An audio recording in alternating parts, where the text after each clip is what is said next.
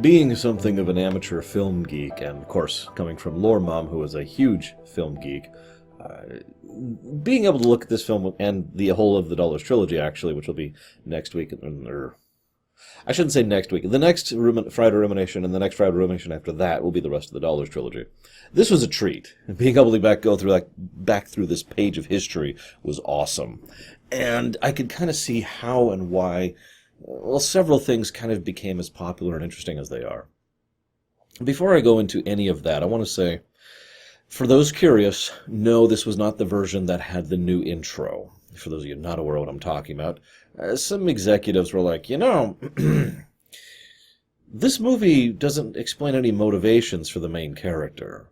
Maybe we should go ahead and do that. I've got it. He's been released from prison, and as a consequence of his being released, he has to go clean up the town. There we go, and we'll tack that on at the beginning. Now, I'm going to go ahead and say something that's probably going to make me pretty unpopular amongst film geeks. I don't mind if you go back and change something. I don't. I'm not a purist. I never have been. However, you have to make it better. That's kind of the trick there. You have to improve the work. And I think in that case that actively made it worse. It sort of completely destroys the overall approach of his motivation, but more to the point, it also destroys the entire thematic point of the movie. As I will probably comment on later, this is effectively a slice of life episode, God, this is going to be a movie. And I know that sounds strange, but this really is just another day in the life of this Mexican town. This is just, all right, he's wandering and wandering. He wanders into this town, sees an opportunity to make some money, tries to do so, grows a conscience, gets a lot of people killed, and then leaves. The story goes on. It's just another chapter in a much larger book. That's what I mean by that. There's probably a more proper term for that, and I don't care off the top of my head. But you get what I mean. This is a Tuesday, and I like that approach. If this is the story of the man who was released from prison to go take this out, it suddenly becomes his redemption story, and also becomes like the concluding part of his particular arc that he's been going through. Aha, I have redeemed myself, that kind of a thing. It also doesn't work for the beginning part of the film at all. Anyways, I do want to mention a few things. So obviously I am a big fan of Sergio Leone. I really hope I'm pronouncing that correctly. Look that one up. I want to talk about this here. We're covering the whole Dollars trilogy. That was what was requested, was the Dollars trilogy. So we're going to be talking about Fistful of Dollars and The Good, the Bad, and the Ugly. But I want to talk here at the beginning, because even with this obviously wasn't Mr. Leone's first film, but it was among his first, and it was certainly his first really successful one. Now, before we move forward, we do have to acknowledge the elephant in the room. Yes, this is a very serious riff off of Yojimbo, and it would be foolishness to try and acknowledge anything else. Everyone could see that. Anybody who's seen Yojimbo and this film could be like, yeah, no, this is a retelling of Yojimbo. Now, that's fine. There's nothing actually wrong with trying to do a retelling of a story, especially if you transplant it into another setting, right? Catch is, they didn't really get permission or licensing or rights or anything to do that, which led to some legal problems. And, well, since they settled out of court, we don't actually know what the settlement was, but long and the short of it is, despite the financial and legal problems, this film is a good film, and as a consequence, it made decent money, and it pretty much launched his career. By the way, quick aside, I am actually a huge Kurosawa fan myself, and if you have not seen Yojimbo, let me privately recommend you take the time to go watch it. It's a good film. Let's talk about theater. This is still relatively early in filmography, in the very concept of filmmaking. And in my opinion, a lot of the old, truly great directors made plays with a camera. Now, I'm going to fail miserably at explaining this. One of the first things I noticed, I was very young, like 7, 8, or 9, somewhere around that range, when I first noticed that older films just had a completely different feel to them. I actually even remember the first film it was THX, whatever the number is, George Lucas's little film. And I had been watching several other older films too, including the older Bond films and this film here. And they all seemed slower. Now, I don't mean more boring. There are, of course, examples of boring films, both modern and old. But I mean, the overall pace of the older films felt slower. And I think, this has taken me years to come to this conclusion, I think it's because they were basically written to be plays, theatrical plays, in other words. And then they were filmed. Now, the truly good ones, the films that stood above and beyond the others, are the ones that were still a play, but used the camera to good effect. I want to talk about that first part really quick. First of all, if you've seen this film, tell me this doesn't feel like a one-act. I mean, I know it's an hour and 50 minutes film, but this feels like a one-act play, right?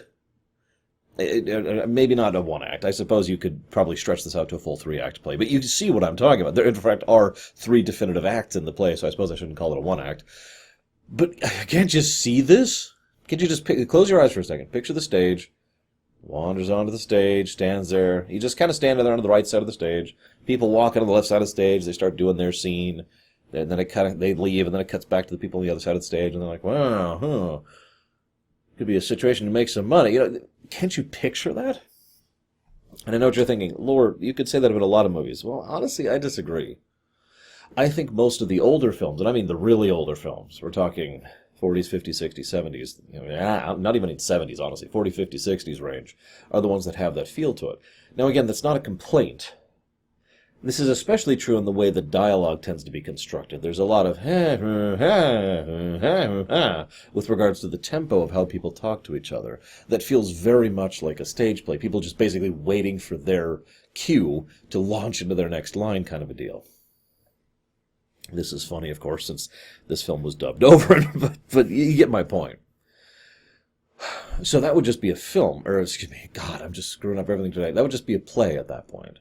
What makes it a film is how you use the camera. And this is one of the things I like most about Leone. So one of the things he likes to do is he likes to follow the 1/3 rule. Now, there's probably a more official term for this, and I've never heard it personally. It's something I learned extensively back when I used to take a lot of art classes. It's the idea of trying to focus the main focus of your character. I'm not actually a good example here. I'm looking at my screen here. But you can kind of see I'm kind of in 1/3. Actually, I'm more like in 1/4. But imagine if I was bigger. I'm not going to do it. And you've got this focus here. And this is where the focus point is. And then you try to pull everything at kind of a angular diagonal sort of a thing, like this, when it comes to how you want the motion of the scene to go. That's the 1/3 rule. And he uses this constantly. There's one scene in particular I remember, which is a good example of this. There's a long shot of the center of town, and the people are coming in from the lower right, going out to the upper left. And so the majority of the town is in the 2/3, and the people coming in form the third, the 1/3, kind of like this. And it's an excellent visual style, and he does this constantly. He knows how to use this rule to make scenes seem more dynamic. And this is one of the reasons I like the 1/3 rule so much. Because if you have something completely centered, it looks a little off. Like there's just something unusual about that. If you have something to one side or the other, that can pull a different approach to it. That can make a different feel to it. If you have someone in the corner, kind of like I do, because I'm in the 1/4 rule over here. But if you have someone in the corner, you can kind of emphasize how they are supposed to be emphasizing via negative space. In other words, all the negative space here, trying to emphasize that. But if you do the 1/3 rule, well, that's awesome. And it really pulls the viewer into what they're seeing and pretty much informs what they should be looking at immediately, because the eye naturally follows the flow of the angle of the camera. Now, I know this is all really base level stuff, but remember, that's part of my point, is that these initial filmmakers knew how to use the camera in a way that other people weren't. They came up with these concepts. They came up with these baseline ideas that were around years before I was born, at least until the time travel incident. And so these allowed people to then expound upon them and actually do modern cinematography. It's brilliant stuff. I love it. Forgive me for gushing for a moment. But I do have one other thing to talk about here. One of the topics that has come up, this came up when we were doing a premiere run of Red Dead Redemption 2. And the topic was, why are Westerns popular? Why is the Old West a thing? And we talked around it, and basically boiled down to the same concept of why the Age of Sail is so popular. Because if you remember, both periods are actually really tiny chunks of history, like a decade or two, and that's it. But for those brief periods of history, there was enough of one type of culture and technology drifting into another type, and the collusion of those two types created a unique circumstance. And that's the first part of what's so interesting about it. The second part of what's so interesting about it is the fact that there's a lot of storytelling potential within such a concept. And the third is, let's be honest, stuff like this. I have argued before, and will argue again, that this very film is one of the biggest reasons why the Old West thing became so popular here in the States.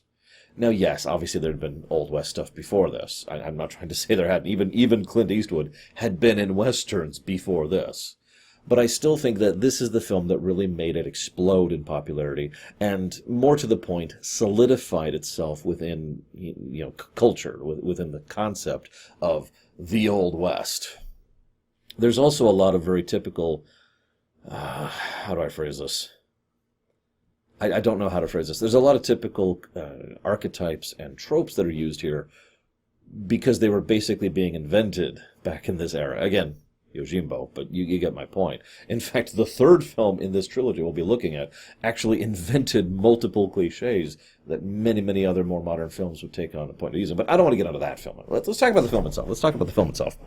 So what do we see right at the beginning? He's just roaming into town, getting some water from the well, and there's a kid who rushes over, terrified, screaming, crying, and some guys, Chico, actually, specifically, starts shooting at the kid. Now, he doesn't shoot to kill, he's just shooting to scare, but he's shooting in the direction of a kid.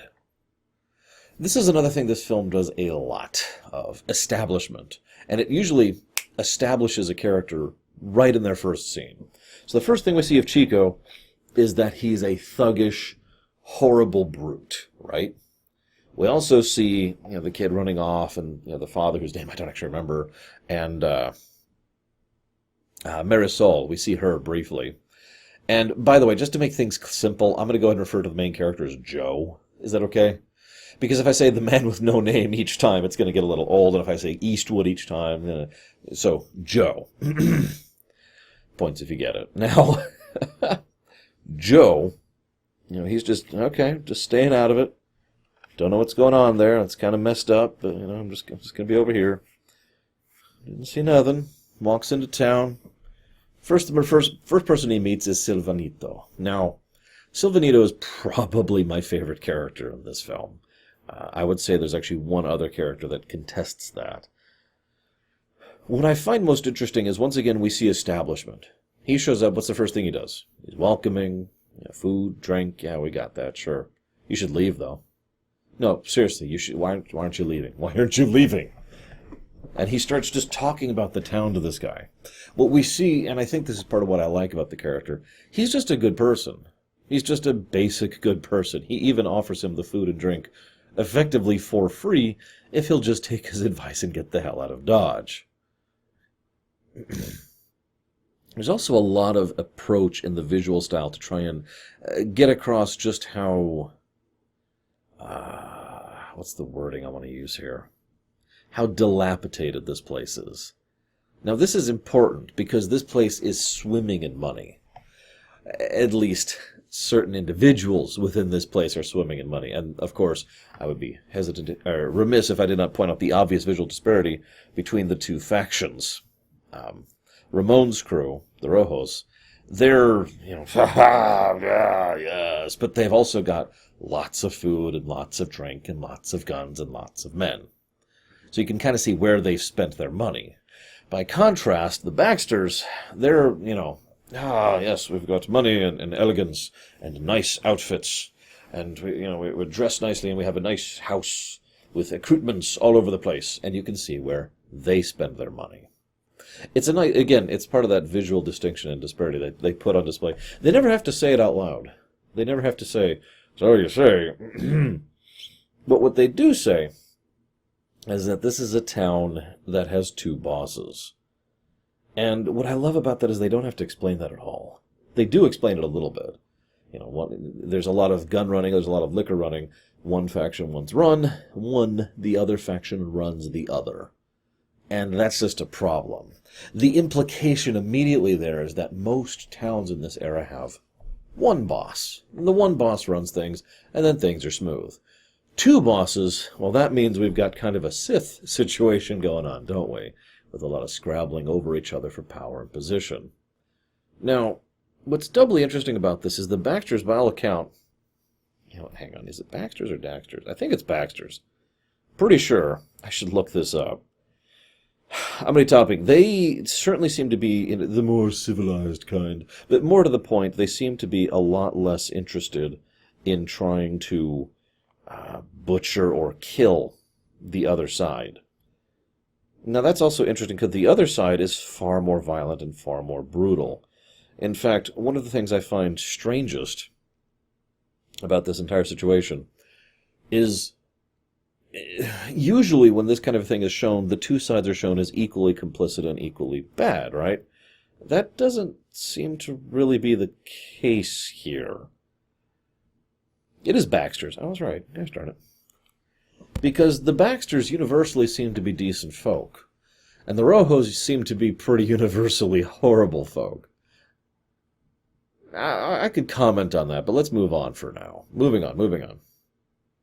So, Joe decides, okay, I'm just passing through, but I can make some money here.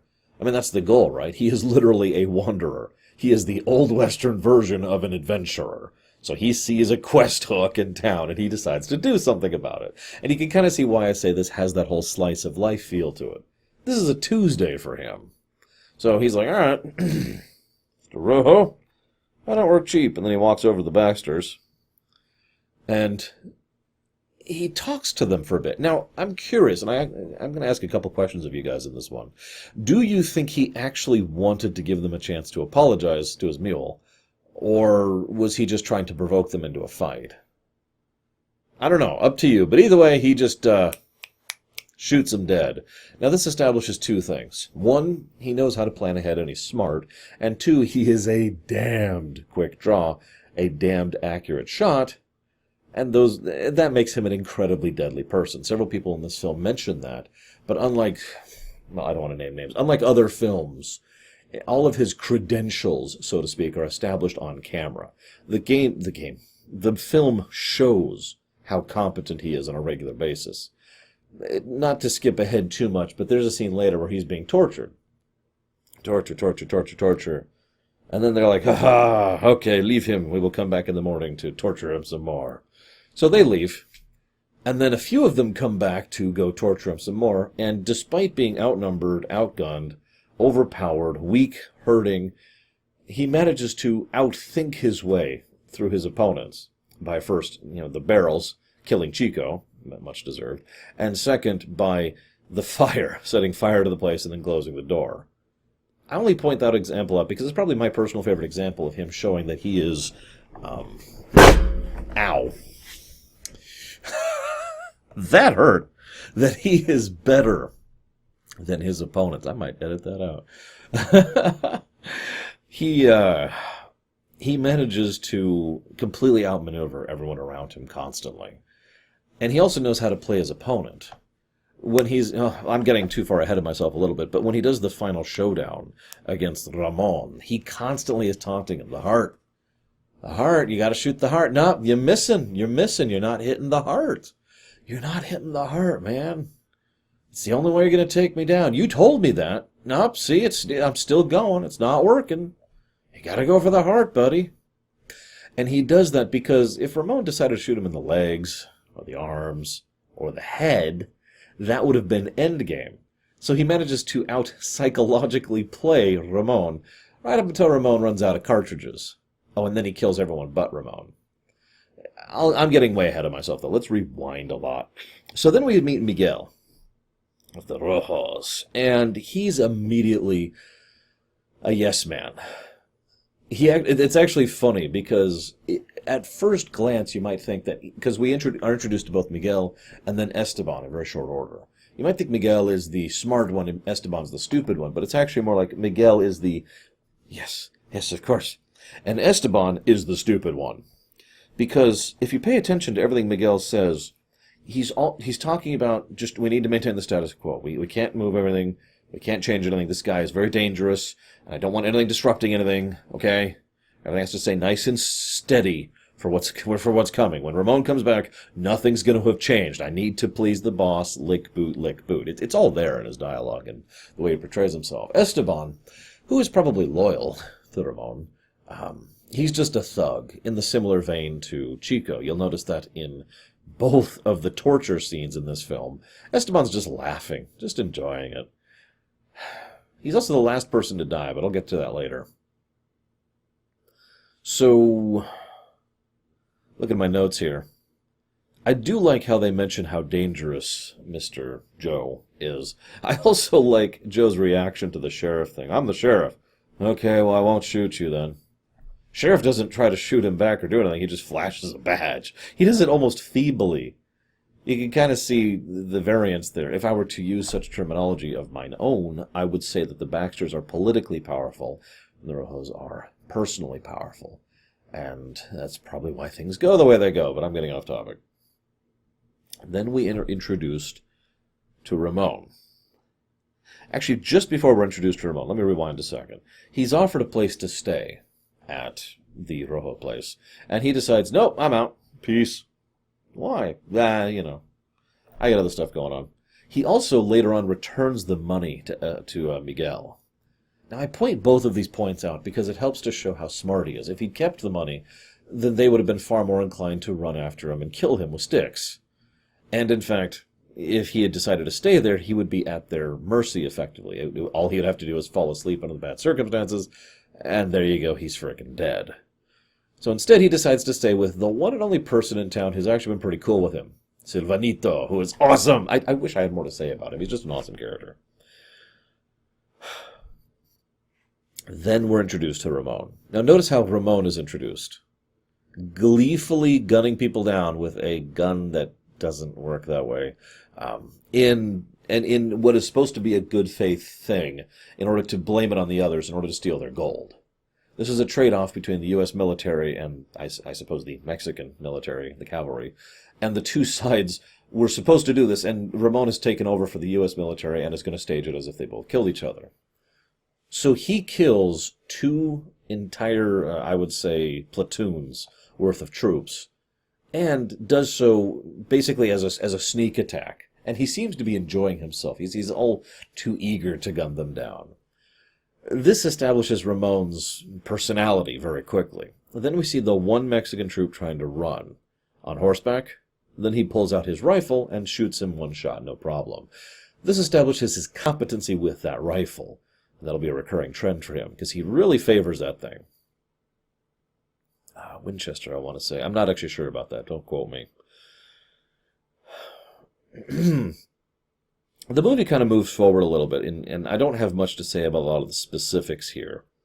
I do have to say, there's a nice scene where Ramon says, Miguel's like, aha, we did this, and Ramon's like, no, we need to do this. And the very next thing Miguel says is, yes, of course, we need to do that. It's the more obvious example of Miguel being the bootlicker. In fact, it's probably worth noting Miguel has almost no character from this point on the rest of the film. Anyways, so they decide to make peace with the Baxters and say, yep, no, we're cool. This investigation, you go ahead and look into it. I mean, it's not like forensics has been invented yet, right? But then there's the two soldiers. And this leads to him really just completely outplaying both sides. He reaches out to the Baxters and reaches out to my second favorite character in the film, Consuelo Baxter. She's also smart, but the problem is she is politically smart. She knows the value of information. She knows the value of money. She knows how to do with what, where, and when. And in fact, for every scene she's in, with one exception, she is basically the one actually running the other side of the operation. So he sells her the knowledge of the fact that, of the massacre and what they stole and the gold, and then he goes to the Rojos and he sells to them the fact that there's the two surviving troops there. And he walks out of that with $1,000. Think about how much money that was then. Think about how much money that is now. Then, while both factions are off, he decides to raid the warehouse and look for where they have the money hidden. Cute. So he now has $1,000 and all this money. He is basically won. This leads to the scene where he basically accidentally knocks out, what's her name again? Marisol. Marisol. Now, Marisol, who's actually played by a German woman, she's an interesting part of this film. I was going to criticize her mostly, not because of the actress, actually, but because the script does almost nothing with her. She has very, very few lines of dialogue, and she is effectively a plot coupon. However, on hindsight, I think I can forgive it for two big reasons. Number one, I think the actress actually does a pretty good job with the role. There are several scenes where she effectively has no dialogue, where she gets across a lot of emotion with her facial expression and with her body language. Point two, she serves, or more accurately, she and her family serve, as the point at which Joe decides to actually do something other than make money off this situation. If you're paying attention, if he hadn't knocked her out, there's a pretty good chance he could have just left town. Maybe given some money to Silvanito first. Actually, probably given some money to Silvanito first, and then left town. But he accidentally knocks her out, which, by the way, is actually a very competent thing. You'll notice he doesn't wait to see who it is. He just immediately knocks them out, which is the smart thing to do. Takes her to Consuelo. Says, here, okay, take care of this. And that's when things start to go bad. So he decides, okay, I'm going to go ahead and just kind of watch. I'm done with this. We'll see what happens. And that's when he finds out about the whole situation. She was kidnapped okay, hang on. Let me rewind up a second here. There was a card game which didn't go properly, and as a consequence, her husband lost her in said card game. Now, based on the way the film is stated, it makes it pretty clear that Ramon, how do I phrase this, is horrible. And so he staged the card game, or faked the card game, or lied about it, or cheated at it, or whatever. And in so doing, took her as a hostage, as he says. But it's clear he intends to just keep her. And they also threatened the child to make sure that everyone stays complicit in this whole situation. The child who is constantly desperately trying to see his mother again. Yeah. So he is disgusting, I think is the word I want to use there. But the other word I want to use, and this is something that I find interesting. Ramon, I feel like he's actually amoral, or what we might also refer to as a sociopath. But I'm going to stick with my amoral side of things there. Because the way he acts in two scenes around her is that she belongs to him, therefore it's okay. It's a good thing. In other words, I don't get the vibe from him that he has any acknowledgement of doing wrong, but instead that what he is doing is right. And that now that she belongs to him, now that he, don't worry, it'll be okay, honey. I'll take care of this and I'll be back shortly. As if she's literally his wife, when in fact she is his prisoner. This is horrible. And I can't even put this into words. And you'll notice that this is one of the two things, along with the child, that makes Joe decide, okay, yeah, this is messed up. I'm going to get involved in this. So the next thing Joe does, of course, he goes and he deals with this. By the way, I wanted to mention the actress's name. I wrote it down. Mariana Koch, which I hope I'm pronouncing at least partially correctly because I can't do German with a damn. But she does a good job of it, like I said. So he goes to rescue Marisol. And once again, I hate to keep bashing this point, we see his competency. Hello! And bam, bam, bam, bam, bam! Just destroys them all. Then knocks over the place and, leaves it all a flutter. And the idea being that he was going to get back in time to basically have said, no, the Baxters totally did it. But notice he gives money, just straight gives money to the family. Gives it to the husband. Takes, husband, wife, son, get out. Get over the border. Go make a new life for yourselves. Leave now. And I was actually with him because they're like, no, why are you doing this? And he's like, just go. Jesus Christ, they're coming on horses right now. Go. Thankfully, they do get out. Awesome. That actually made me happy. Notice that the moment he... excuse me. The moment that he... Oh, goodness. It's okay. I keep cough stuff by my desk for a reason. The reason is I talk too much. The moment he decides to start helping people, rather than manipulating them into getting their money, that's when things start to go bad for him. I've been debating that point for a while, And I don't think it's on purpose. I think it's the typical part of the act structure. Introduce, lose, win. In very, very simple terms. 3 acts. First act is all about establishment. Second act is when things go badly. Third act is when things are turned around and go and become a win. So I think it's more the consequence of the fact that this is the second act, and that's when he starts to lose. It also, admittedly, makes his later successes very satisfying.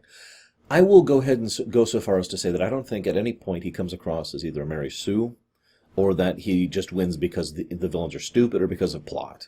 He actually legitimately outthinks and outmaneuvers his opponents repeatedly. And I feel like he earned it. And I think that's one of the reasons why I like this character so much, and why I enjoyed so much watching him just absolutely own everyone. The one and only skill he has that seems like it's, too good is his, like I said, his aiming and his speed. There's a great scene, so we're kind of catching up to what I mentioned earlier. There's a great scene where he shoots every remaining member of Ramon's crew, with one exception, in basically in like a couple of seconds, with a revolver. But before I get to that, I want to mention one other thing. There's 2 torture sequences. I actually referenced these earlier. Both of these are effectively shot from the perspective of people who are perceiving them and not the torture itself. Now, this makes sense. You don't want to show all of that kind of thing on camera. There's only so much you can fake it. I mean, you saw the blood looks astonishingly fake. It's probably my biggest complaint about the whole film. I know that's a minor thing to bring up, and I know it's an older film. It was just so fake. But you only want to show so much of that because you only can show so much of it. But more to the point, even if you had the tech and the resources, it's more effective to show people's reactions to it and to hear it rather than to show it on camera, in my opinion. And I think that this is done to good effect. Probably the best example is actually when they go for Silvanito. And we hear Silvanito being tortured and beat up while the camera stays on Joe. And Joe is just, who is still battered and beaten, is just very slowly making his way through. And he's just hearing all this.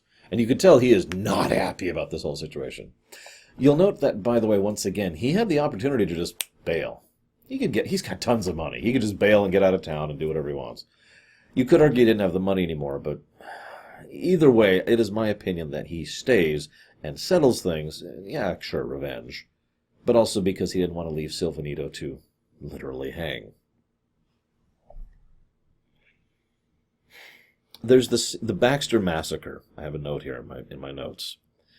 This is actually pretty well done. In contrast to the torture scene, they show a lot of this. Now, it's all fake violence. But the way it's shot, with quick edits, with lots of people, with screams, with fire, this is not glorified. This is a bunch of butchers massacring an innocent and effectively defenseless population for basically no reason. Multiple times the movie goes out of its way to show people coming out, surrendering, throwing their hands up in the air, begging for mercy, and then being shot after they finished begging for mercy.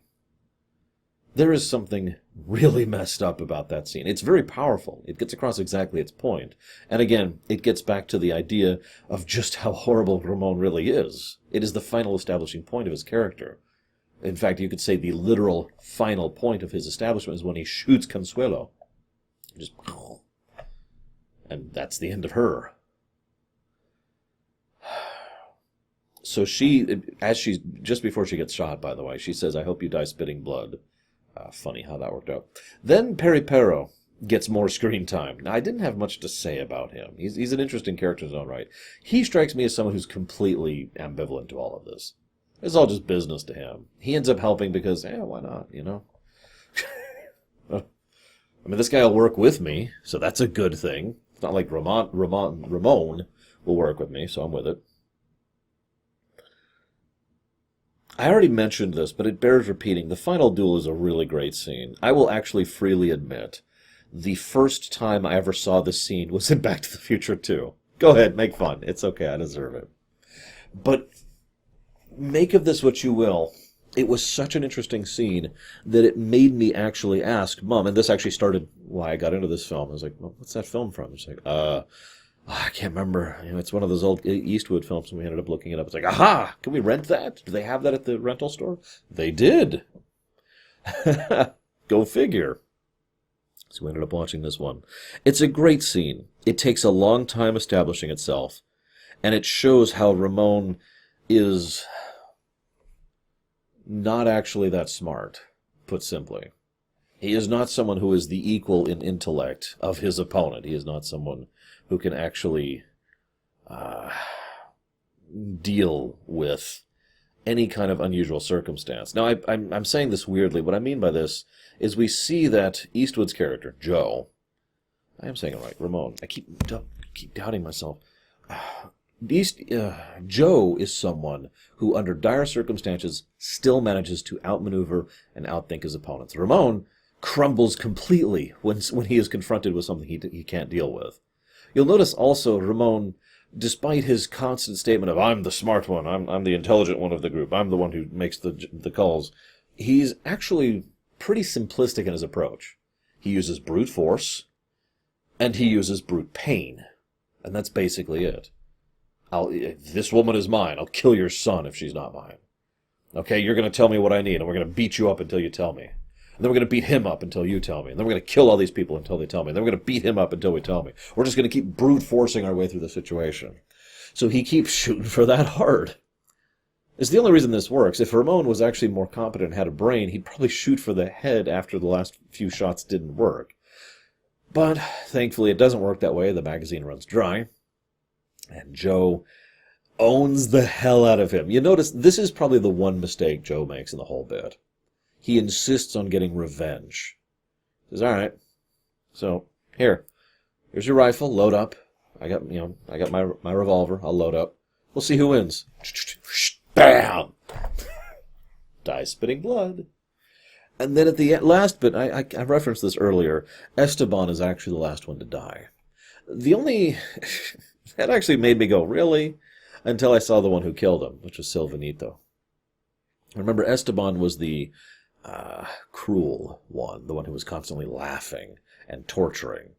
So it makes sense that his moralistic opposite, Silvanito, was the one to actually shoot him in the end. And, of course, giving him a sense of closure on the matter as well. Then Joe leaves. And, of course, appropriate bookend. The U.S. Army on one side, the Mexican Army on the other. Me in the middle? Oh, that's too dangerous. I'm out. Peace. And we'll see him again in the next chapter. Now, I'm going to comment more about that next time thing next time. But for now, I hope you've enjoyed my thoughts on what is a surprisingly good film, given its age and given its propensity. It was a treat going back through this one. I'll see you next time, guys.